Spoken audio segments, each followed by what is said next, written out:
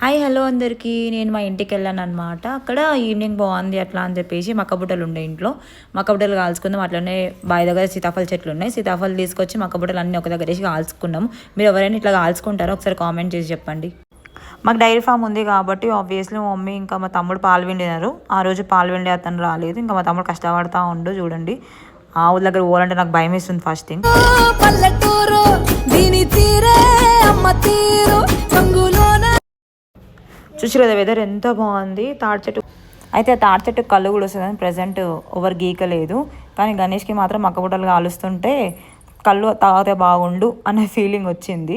So అట్లా మా అమ్మమ్మనేమో సగం కాల్చిన కంకులు గణేష్ ఇస్తే మా అమ్మమ్మ అట్లా పొట్టు తీసి మళ్ళీ ఇస్తే అట్లా ప్లేట్తో నూపుతూ ఉండాలి. పాపం ఎంత కష్టపడిండో మా గణేష్కి నేర్పిస్తూ ఉండు మా తాత. అట్లా సర్లే. ఇది ఈ వింటర్ సీజన్లో మాత్రమే ఇట్లా ఎక్స్క్లూజివ్గా ఎక్కువ కాలుస్తూ ఉంటాం. మనం సిటీలో ఉంటాం కాబట్టి అప్పుడప్పుడు వెళ్తాం కాబట్టి మక్కబుట్టలు ఇవన్నీ తెచ్చి పెడతా ఉంటారు. అప్పుడప్పుడు కాల్చుకొని తినాలి. హెల్త్కి చాలా మంచిది. సీతాఫలం మాత్రం పండు సీతాఫలం తింటే సర్ది ఎక్కువ అవుతుంది, కానీ ఇలా కాల్చుకొని తింటే మాత్రం హెల్త్కి చాలా మంచి. అండ్ డయాబెటిక్ పేషెంట్స్కి చాలా హెల్ప్ అవుతుంది అనమాట ఇలాంటిది. చంద్రుల్లో ఉండే కుందేలు కిందికొచ్చిందా